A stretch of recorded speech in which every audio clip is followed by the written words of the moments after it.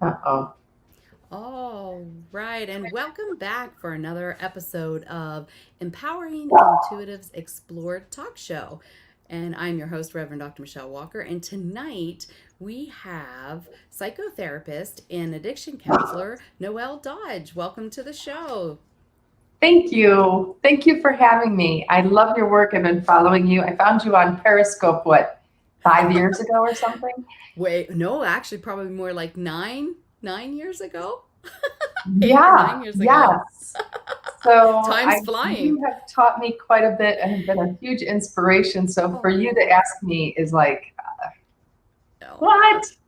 So thank you. Thank Oh, you. thank you. It's such a pleasure. You have you have so much love and light that you share, and I just love the work that you're doing. Oh. So tell tell us a little bit about the work that you're doing right now. Well, right now I shifted gears. I've been working, as you said, a psychotherapist and also addiction counseling. And now I'm going into early intervention and prevention. Nice. So I went into the field of parent educator, and I work with families that have children under the age of 3. I got a lot of first-time parents, parents who have children with special needs, and now, they have an infant in the house, and it's how do I meet their needs? But this, so we have a combination of quite a bit of different families, but that's my passion is working with families, Awesome. and I use my intuitive gifts when I can. Awesome. And Always for good. tonight's topic is about how do we empower intuitive children. So you are the perfect person to come in and talk about this because you're doing it for the little ones. Yeah. So that's just awesome work. Thank you for the work that you do because that's very tough to try to empower parents that are not tapped into their own intuition to even recognize and then what to do with it. I can't Yeah. tell you how many times I get the phone call.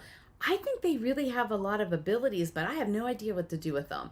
And even in my own family, they're like, "You call your Aunt Shell. She knows how to deal with this stuff." So, it's just always a challenge.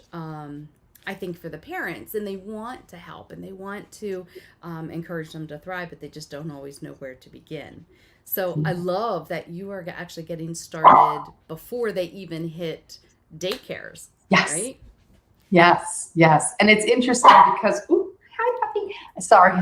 Um, it's interesting because as you see these parents, when they're 3 and under, you really can't tell if they have any intuitive abilities. But what I do have the opportunity is to work with the parents on their own intuition and their own. So a lot of times, when they'll say, well, I'm not understanding why my child is doing this. And I'll say, well, what do you think they're thinking? Or what do you think they're trying to do? And try to get them to tap in. I'm like, can you feel the energy? Like, so I do a lot of talking about their energy and like, did you feel him shift when you used this technique? Did you feel that vibration shift?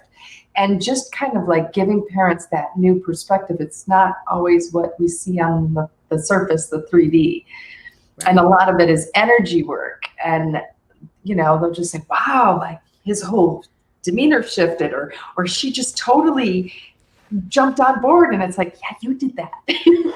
Well, and I love how you explain that because children, until they're around the age of 12, really don't develop their discernment. And so they experience the world through feelings. So I love that you are helping teach parents to use their feelings to Yeah. help explain and get at that child's level to really see the world as they see it.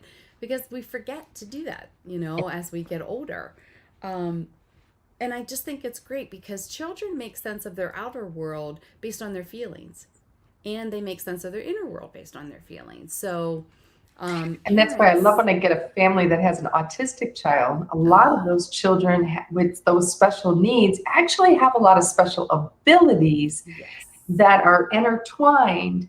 And so they'll say like, you just know how to talk to her, or you just know how to talk to him. Like, how do you understand this, like this world that they're in? And it's like, because that's their world and they're communicating it, and how they communicate it. But A lot of times some children are misdiagnosed with schizophrenia, and it's not schizophrenia. Right. They're not hearing voices, they are hearing clairaudient, they're Yes. hearing Yes. messages.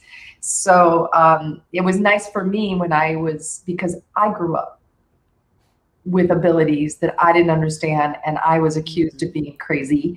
Yep. I, but never diagnosed. Ironically, no one took me to get help.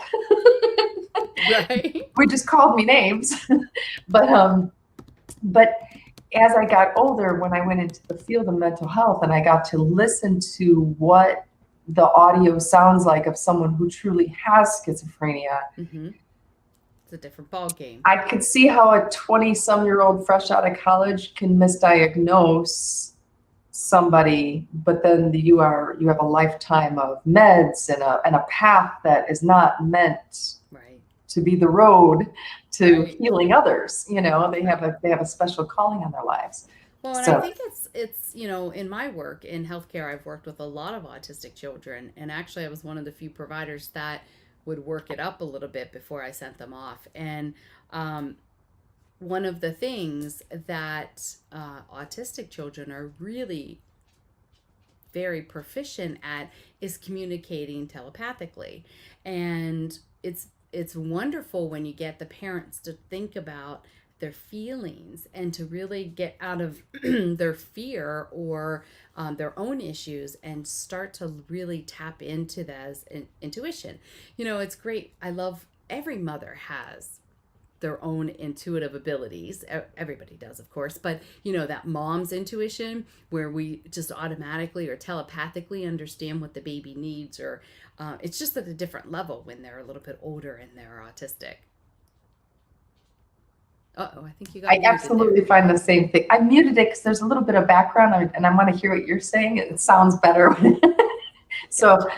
I just hit mute so it sounds better. But yeah, I absolutely, they are so special, and they, like you said, telepathically, like they don't even have to grunt. The one mom, she's like, he didn't even say anything. How did you know that's what he wanted? And I was like, oh, you know. Because you've taken the time to build your intuition and to develop that. Mhm. I think one of the big things maybe we could start here is people will maybe would want to know, how do we know if this child is intuitive? Right, So, right. I explain this in my book a little bit about Yes. the abilities and, a lot. Thank you. Children are naturally wide open, and they can see spirit until they reach a certain age. Some continue to see it, but they feel, they're very clairsentient Yes. and clairaudient. They are wide open when they're little, like the ages that you work with are wide open. So it can be challenging to parents with these hypersensitive children. And that's kind of the term I use, where they may say, oh, they're so sensitive to their environment. The loud noises, they're hypersensitive. They're hypersensitive to a lot of the foods and the chemicals in the foods. They have a hard time in any kind of harsh environment. If that's home and yelling in the home, a lot of just background, too many people in the home, they can get overwhelmed. Um, and these kiddos, like you said, can be misdiagnosed because they can act out because they get frustrated. They don't Yes. know how to communicate properly to say, I need a timeout. I need to just like go away and be quiet and keep things calm. Plus the technology that they're exposed to can be Yes. overstimulating as well. I was So, just going to say, and with these parents with the 5G phones and everything, when they're mhm, pregnant, and constantly, like, we don't know what the effects of that is and then when they're born, they're exposed to all of this technology and sensitivity that we were not exposed to. So we can't discount mhm. that is having an effect on. Well, I think even beyond that, we all have those natural abilities. We all Mhm. have the children. some believe that each generation the children are getting more intuitive, and they're more wide open, and they're more sensitive to things. So, a lot of times these kiddos that are marked attention deficit are really just not having good coping skills, and they're not sure how to handle being so intuitive and wide open. And I know personally for me, I wanted to isolate because that's the only thing that made me feel more centered and balanced. So I would just go sit in the yard by myself. I would just go into the woods by myself. Things we don't encourage doing now. But for me, it was just to try to be more isolated in order to have a calmer environment instead of siblings and a very active household and all of that. So sometimes that might be a warning sign if they're isolating because that's how they're trying to cope, right? Oh, I think we got some little technology issues here. Noelle froze up. She'll be right back in. So hopefully that'll work. So I think we have to be aware that a lot of times children kind of struggle and they don't have good coping skills. For a lot of adults, they don't have good coping skills on how to balance all of the sensitivities. I know for me as a child, if we don't have somebody that understands seeing spirit and talking to spirit, it can be very scary. It can be unnerving. I know now it's more in the mainstream, so people at least are more familiar with intuitives and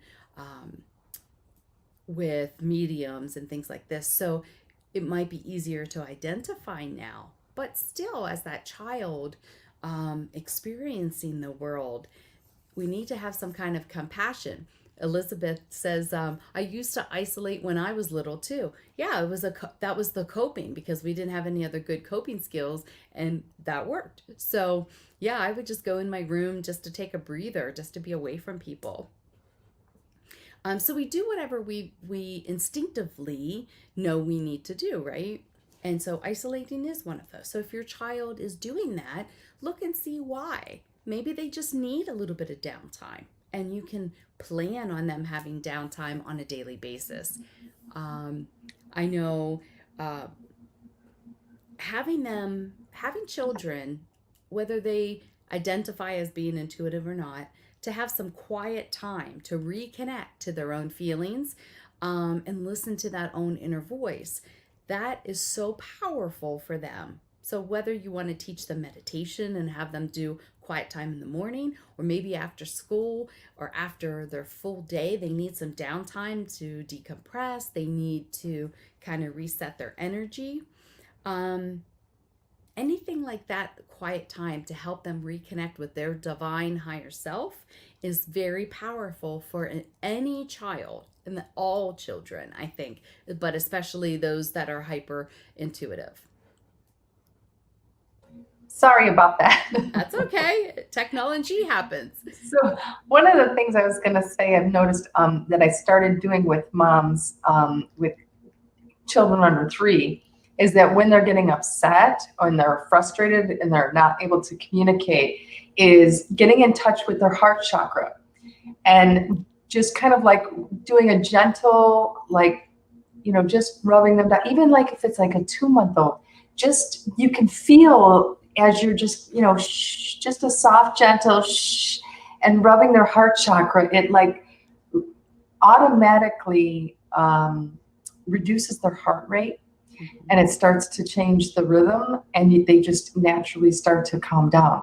And with the younger kids, it's like giving them having the patience and giving them the opportunity to communicate when they're 2, 3 years old, and they're like, hi, and they can't get it out. Just teaching them how to like calm down so that they can communicate, because those are the skills they need to meditate. They need to calm down and be open to communicate. So it's kind of a precursor, I think, to just kind of like teaching them how to self-soothe. Yes, for sure. I think that's a great tip for even for older children, not just under 3. I think it's really good. Another thing that I do for a little bit older children is have them just kind of touch themselves, like either a hug, or you can do acupressure points, like you said, with the heart, but just breathe and just picture them breathing in that beautiful white divine light from God. And they can do that. That's simple. That's easy. It's a color. They can breathe it in. And it's really important, I think, that you honor your child's feelings, and Yes. that you teach them that what they are saying and how they're feeling is correct. Because you don't, how I grew up was, it was, oh no, I was dismissed. And it was, well, I'm having this feeling that something's going to happen, and I was dismissed. So Mhm. then what that does for the child is it teaches them that they're incorrect. Their intuition and what they're picking up is incorrect. And Yep. so then they are struggle. They're like, but I'm hearing or seeing spirit, and I understand the world this way, and you're telling me it's the polar opposite. So it creates confusion for children. It makes it harder for them to um, learn to really trust their instincts. Shelby says that's how she got her children to fall asleep. Hand on their chest, rubbing it. Energy transfer. Beautiful, Shelby. That's awesome. That's totally awesome. Yep. Yeah, because that little external is very soothing, and it helps them feel secure. So that's awesome. Mhm. And I like how we talked about a little bit earlier is having a child, maybe not a 3-year old or below, but or even an adult, really engage them to find the solution to the problem. So if they're saying so and so is mean to me, this is the girls don't like me, or I'm having a hard time with this, is help them and walk them through the process of trying to understand what's really going on and what they think the other person's really feeling, and help them problem solve the solution. Yes, because it increases their empathy too. When we can take ourselves out of the equation and think of like, well, what do you think the other person might be thinking? Then you actually start to think before you make choices of how it will affect others before you make those choices. And getting back to what you were saying about like, well, really listening and giving them a sound for their feelings, because so many women that I work with now are like, I knew he was doing this, I knew he was cheating, or I knew, that money wasn't adding up, and I knew there was an issue, but I just, played a blind eye, or Mm-hmm. discounted what I was feeling, discounted Yes. what I was thinking. My intuition told me, I ignored it. So if we can teach kids as soon as possible how not to ignore that, they are less likely to find themselves in relationships where people manipulate them, take advantage of them. As empaths, most of us go running to the greatest narcissist that looks like the nicest guy in the world, dressed up in fakeness. But same thing, empathetic men looking for narcissistic women, and they're all dressed up to be this, perfect image, and they're a nightmare in the inside. It's just but that narcissist also, there's an empath inside of that person. And the Mm-hmm. more, and what I've learned from mental health and working with clients and people who are, clinically diagnosed with these, I don't say these lightly, clinically diagnosed with these mood disorders, have the most trauma and the most hard life experiences most people couldn't even fathom, let alone live through. And you start to see why that these are their defense mechanisms. And anyone who says a narcissist will always be a narcissist is a narcissist. Because if you've done the work and you've seen people who've done the work and you've seen that transformation, and it's undeniable, they say in the DSM, if a narcissist will be the person that starts a club or starts an organization there's a lot of people who started organizations, they are not narcissists. True. So it's like a lot of times people are so afraid of appearing arrogant, but really what they're trying to be is assertive. And no one's taught them how to be assertive without appearing arrogant. And so they're trying to assert themselves, and instead they're coming across and everyone's going, myself included. I've learned that lesson. Well, I think one thing is really important, that parents, when you have identified, well, whether they're intuitive or not, I think leading by example is really important.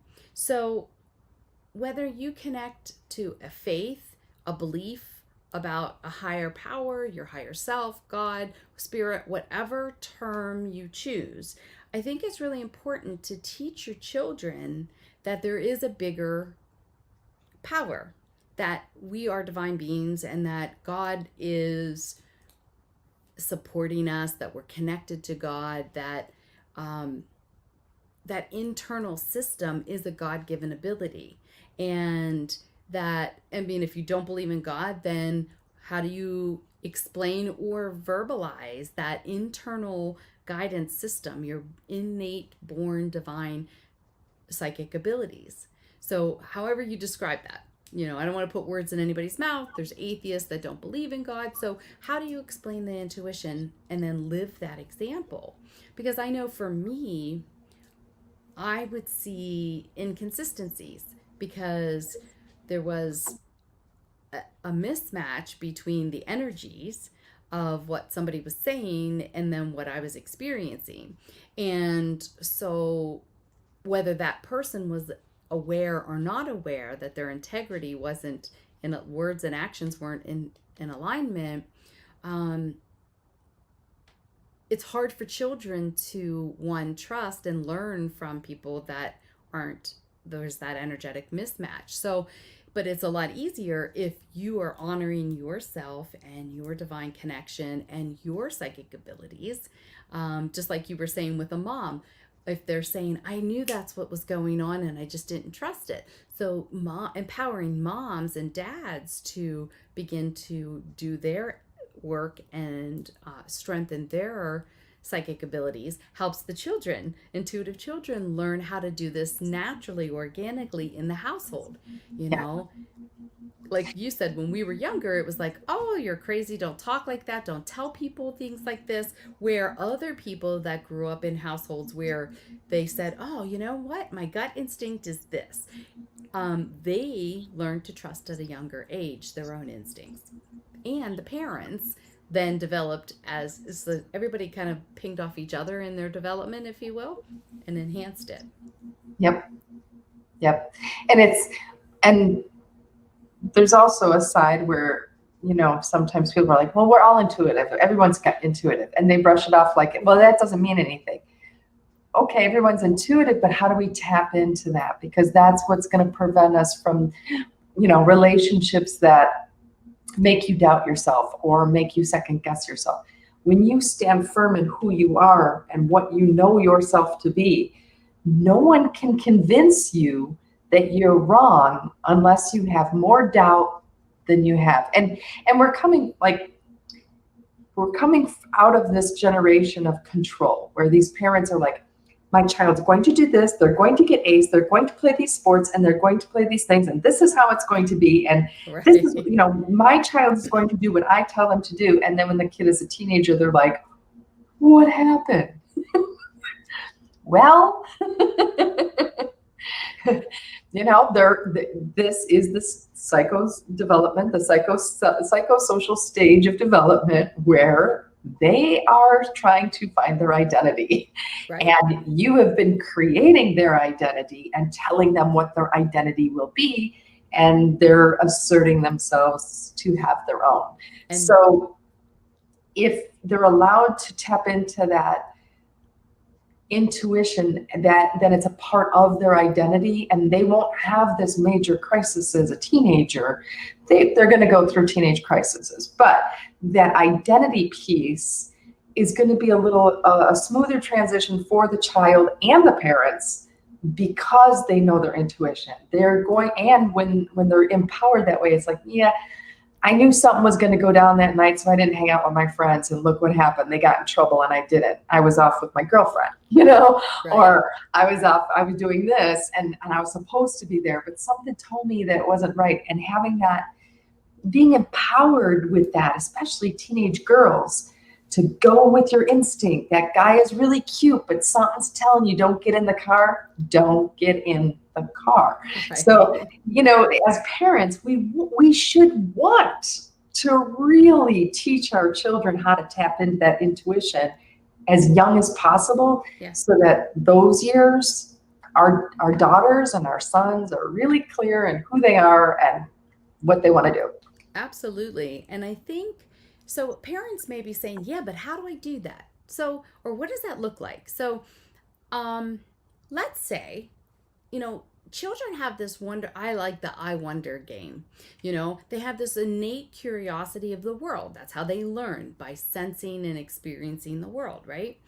And as parents, instead of the example you gave of the mom that's a helicopter mom and she's trying to control every situation and keep them from getting any dirt on their clothes, that kind of control, to a different level of allowance, where, like in the Hawaiian culture, they allow the children as much wonder, they can experiment, they monitor, of course, but they figure if they touch a hot stove, they do it once, they're not going to do it again.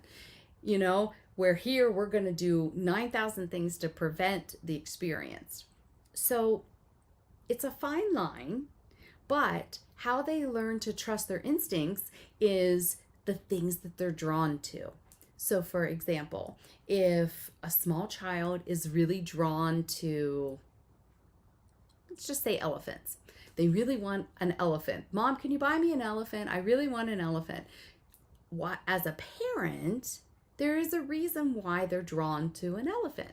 We don't have to understand it in order to support it or to help encourage them to experience it. So you could take them to a zoo and let them experience it. Maybe if there's elephant rides or whatever, provide the opportunities for their wonder so that they can go, oh, well, the next time I wonder about an elephant, I already have the answer to that. I don't need to keep wondering.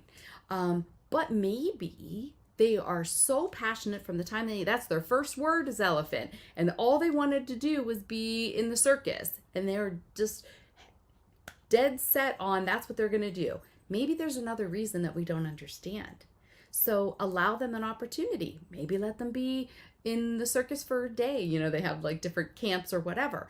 Let them experience it, because sometimes maybe there's a past life connection, and that is really powerful, and it's something that they need for their spiritual journey, even though you don't understand it.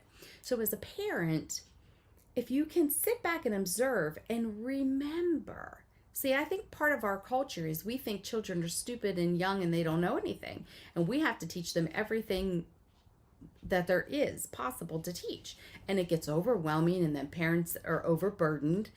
If they sit back a minute and observe, every child, every adult, every person has their own innate skills. They have their own innate psychic abilities, and they have to learn to trust themselves. And they have to have that downtime, quiet time to go within. I used to tell my nieces, okay, it's time that we need to talk to God for a little while. That's why there's prayer. That's why there's all the, in any religion, there's prayer. Talk to God. Say your prayers before you go to bed. Have that conversation and connection from an early age so that they have a confidant that's going to help guide, whether they fully understand how it works or not. Elizabeth goes, my daughter always wanted a real baby elephant. Maybe that's why I use that example, Elizabeth. That's funny. I don't want a baby elephant. That's so And funny. it's also a great opportunity to teach children about the 12 universal laws. I know there's more than 12, but like the 12 main universal laws, because I love to use the example that Michael Bernard Beckwith uses, where you don't have to believe in gravity, but if you walk off a building, you're going to hit the ground, right?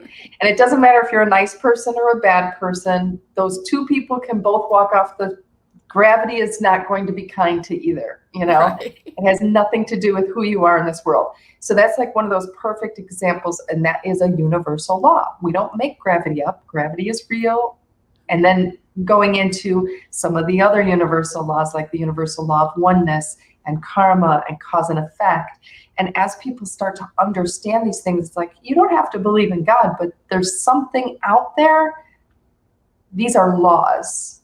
And there's something out there that says we have to live within these guidelines in order for us to thrive. And most people don't even know what those guidelines are. True. So having your intuition is a huge part of understanding how the universe works. So you have your intuition and these laws, and no one talks about them. Elizabeth says now her daughter's becoming a vet. So maybe there was a real reason why she wanted a baby elephant. She wanted to nurture and take care of and learn about. So I think that's awesome. Yeah. You know, in my book, there's lots of exercises that we do to help children. And a lot of times we're doing it anyway. So if you go through my book in chapter 12, it's all about children and working with intuitive children. And some of the times we're already doing this. So for example, children feel. That's how they experience the world, through their feelings, their clairsentience.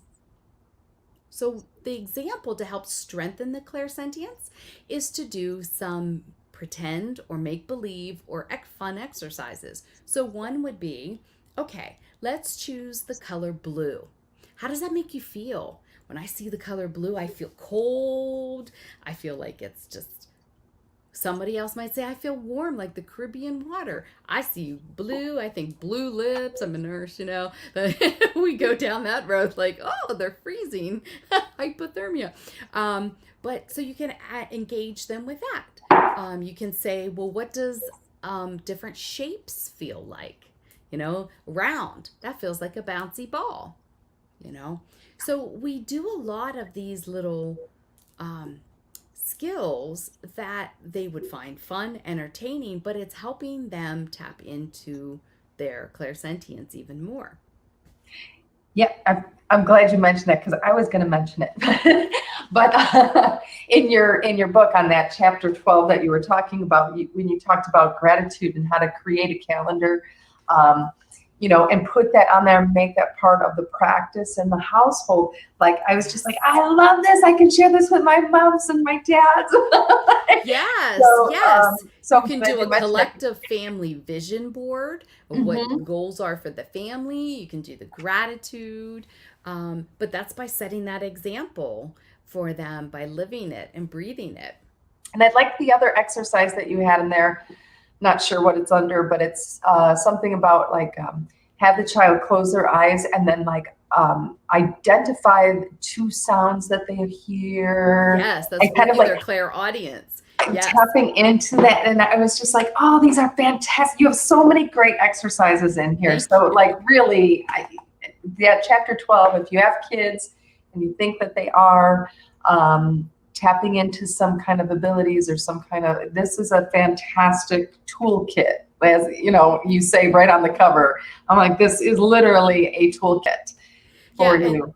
Yeah. One thing you can do is for their clairsentience, because you know we all need to practice learning and listening. So it's not just for their clairaudience. It's not just for listening there, but it's also about active listening. And who doesn't need to active listen? I know every single human needs to learn how to actively listen better. So one thing I will tell them is if there's one of their favorite cartoons and there's lots of different sounds, close your eyes. What sounds do you hear? So make it fun, right? You know, and they will do that because then they can like ping in and you can listen and you can discern the different sounds. For adults, I say use like classical music, but for children, use what they like.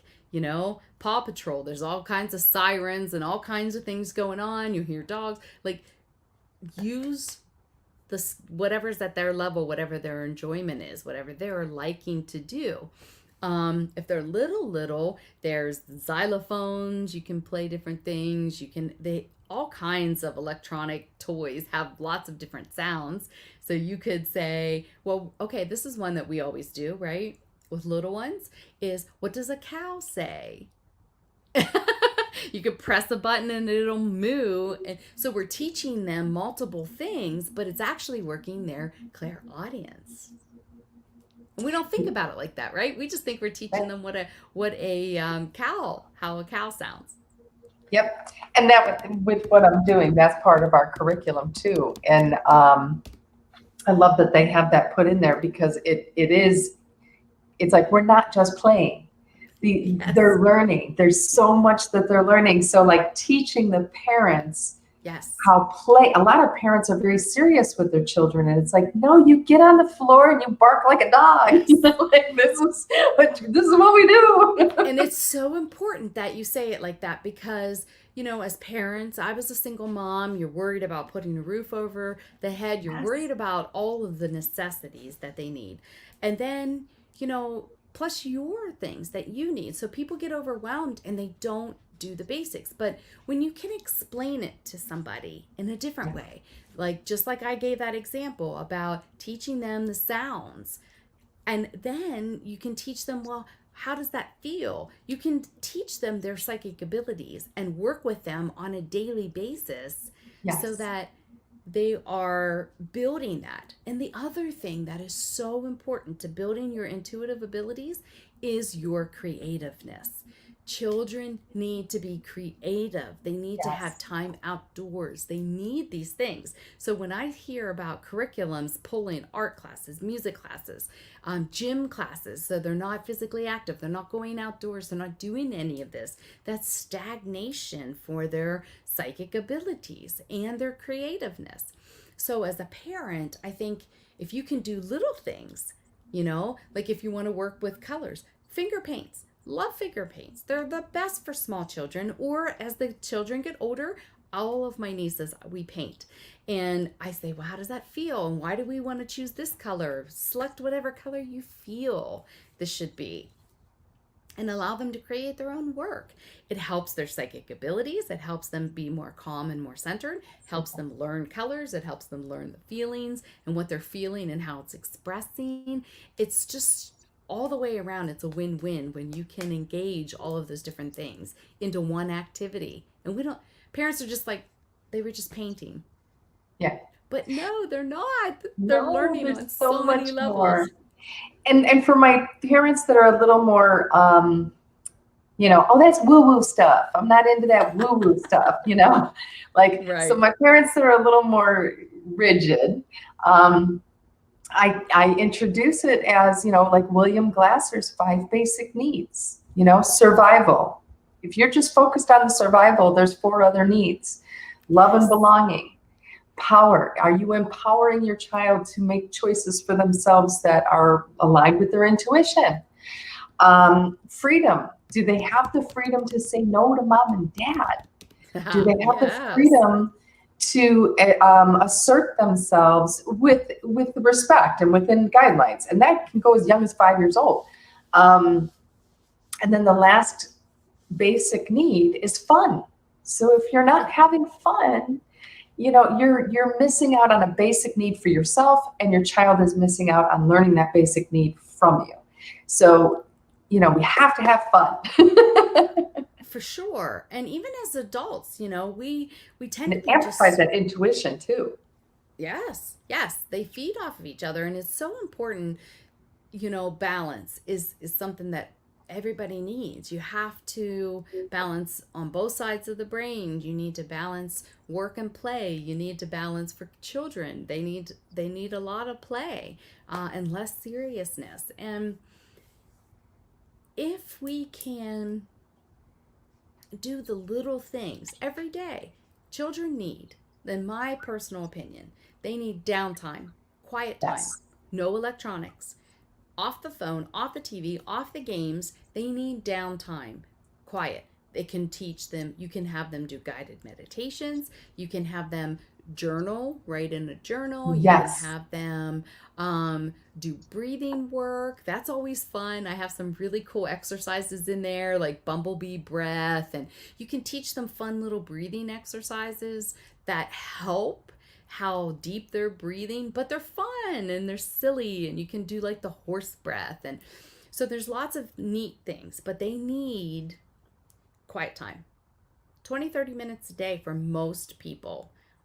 Just to transition. A lot of times I tell parents to do it in the evening after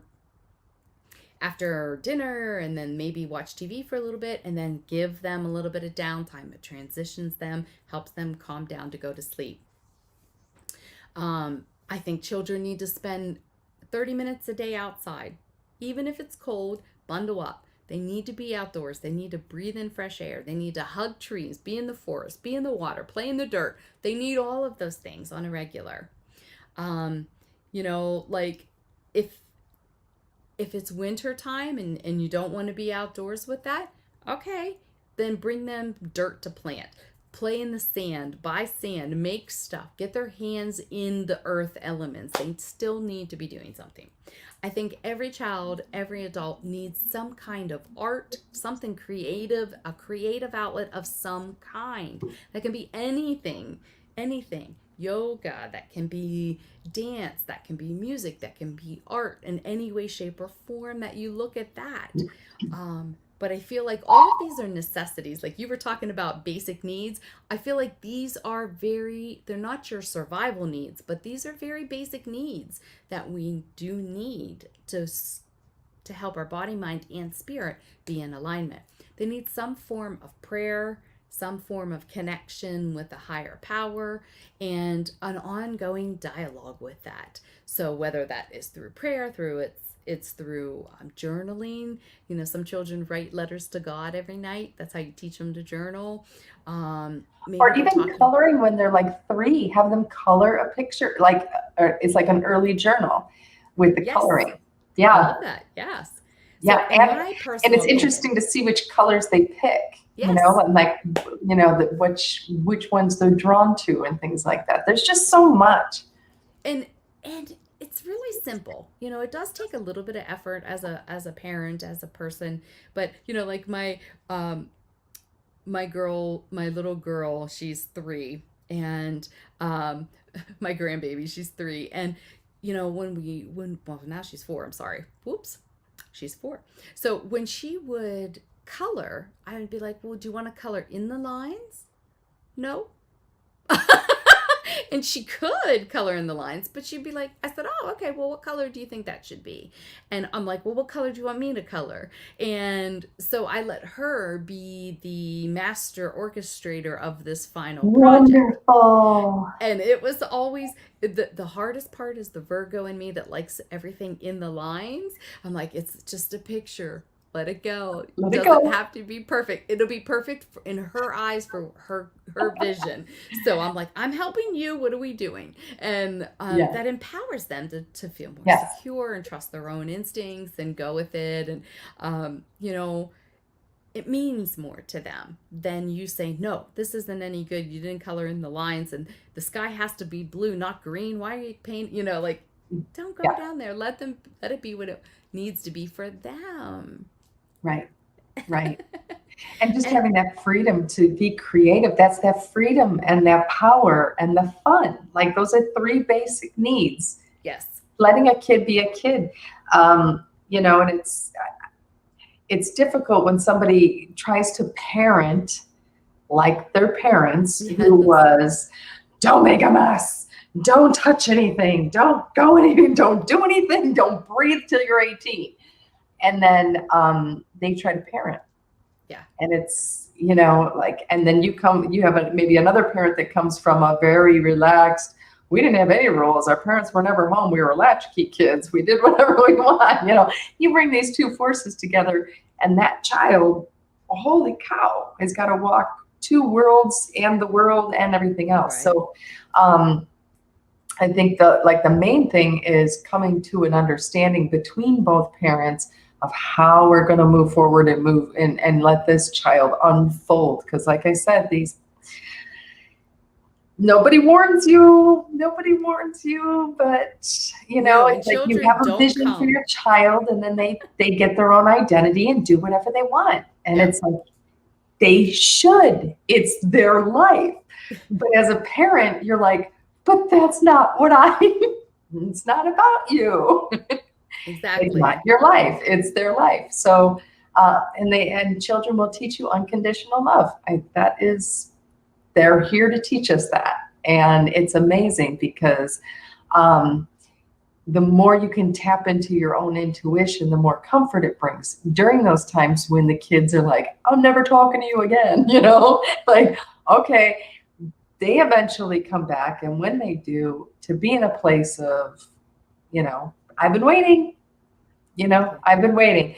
That like there's some kind of divine force, I think, that kind of makes us have to come to that realization. And it's such a beautiful gift when you do get it. But it Sure. is a nightmare when you're going through it. It's hard. So whether It's they're hard. 2-year-old with their little suitcase or they're 22 years old with their big suitcase, It it doesn't matter. It doesn't doesn't matter. matter. I think one of the big challenges is really living your life in your own integrity. Your words and your actions Yes. are in alignment. And, in my household, it was because I said so. Well, that's not going to work for me. I need to know, I that's not helping me learn discernment. So how do you teach, or how do you let them learn to discern situations, right? Because they need to feel um, confident in their own abilities. They need to feel confident in the situation. So, kind of like learning to discern. Maybe they're saying that, but that's not really what they mean. And And it's learning how to unfortunate. figure that out. It's unfortunate, but the kids that are most in tune to that, not all kids, but the majority that I've worked with, the ones that are really in tune with that, tend to have someone in their life, whether it's a teacher. It doesn't have to be the parents all the time. It could be a teacher. It could be a sibling. It could be an aunt, uncle, a grandparent. They're exposed to somebody who puts on a show for everyone, and then behind closed doors, there's somebody else. And that really, those kids are super sensitive to energy, where they're like, no, you're saying this, but I'm reading something totally different. Right.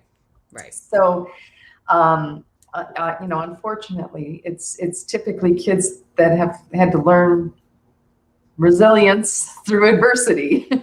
So, Noelle, if you could give one piece of advice to a parent that thinks they have an intuitive child, what would you give them? Because every child is different, um, and nobody knows that child better than the mother who incubated it. I always go back to the mother, like what leads you to that conclusion, and then find what works for them. So a child who maybe, every time we give him a bath, he comes up with these ideas, or every time we go to the beach, okay, this kid is in tune with water. Kids that start fires, a lot of times they have a fascination with fire because it's an element that they get something from, maybe watching a burning candle. Or so these are things where it's like, well, as a parent, you're like, I don't want my kid playing with fire. Right. So there's this line, but not to panic, not to overreact or underreact, just to really, like you were talking about before, of really listening. Well, tell me what that looks like. Tell me what you think. My mom would always say, oh, you're always so lucky. You always win raffles. Well, I'm also a Sagittarius, and that's part of, like, we're just one of those lucky ones. But, my intuition has always guided me, but it's also the thing that people used as a weapon against me. So it's super safe for a child when they have the parents that nurture the safety around that intuition, around those gifts. Just listen and provide a safe space. That's really the rest of it, we all got to figure out for ourselves. Like, there's a million things. Right. But Right. each child's different, and it's going to Yeah. require something different. But the consistent thing that I can say is a safe place for them to unpack that and to be that listening ear. However weird it may sound, they may say they were once an alien from another planet. Roll with it. Right. Right. I think I think one thing I think parents need to remember is a saying that we are all walking each other home, and we are all coming in with that veil from the other side. But we're all walking across this life to help learn from each other, to help teach each other, and eventually we go back into spirit together. So our time here is short.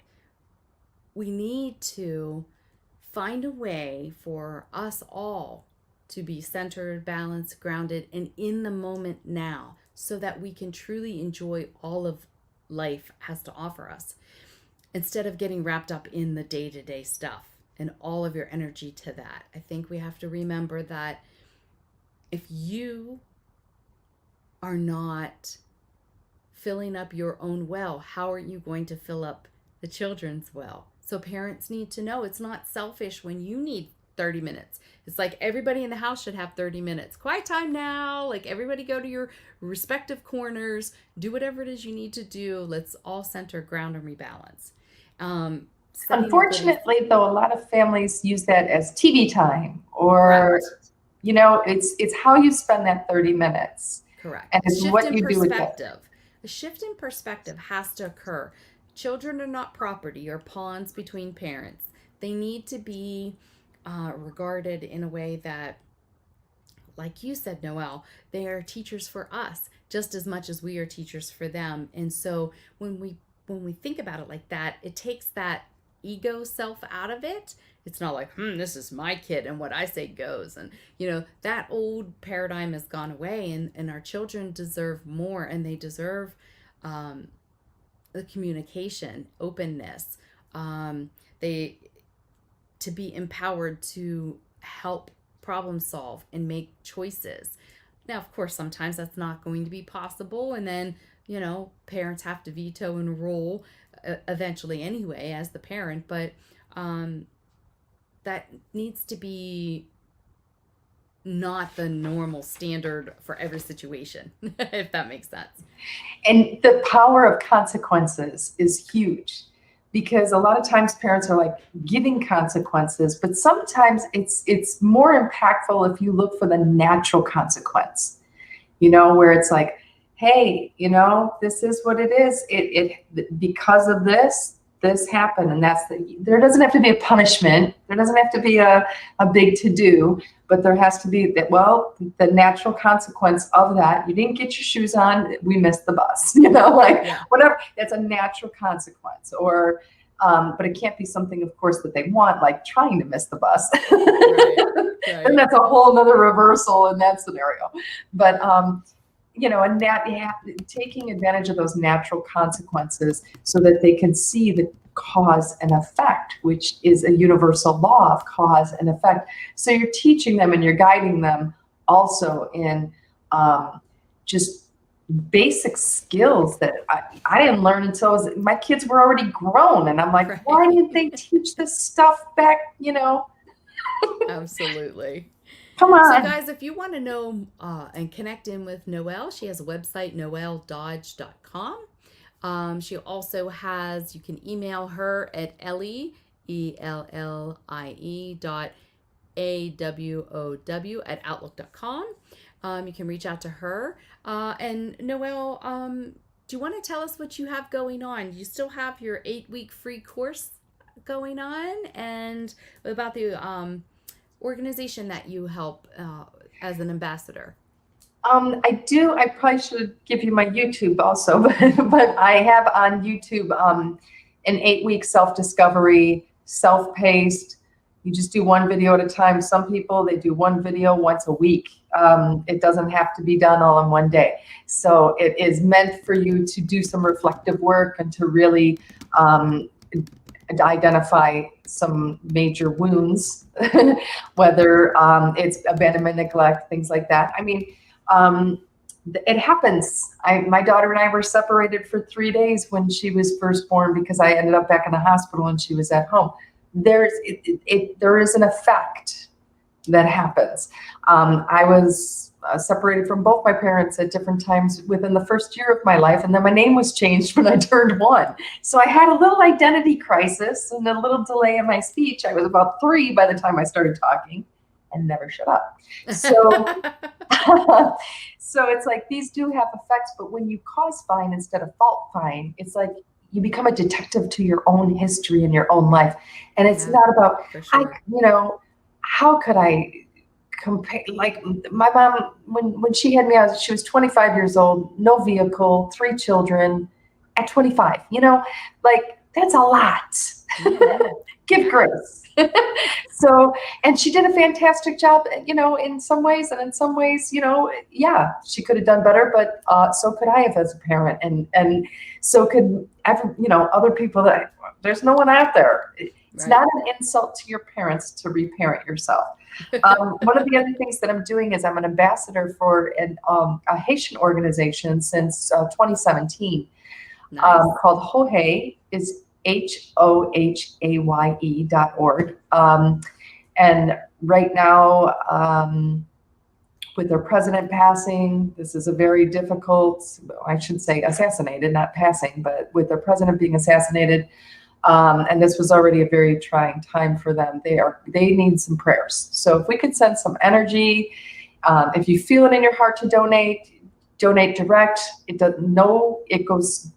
This was my professor through my master's and bachelor's program. So I know the founder personally. That's why I'm like, I know.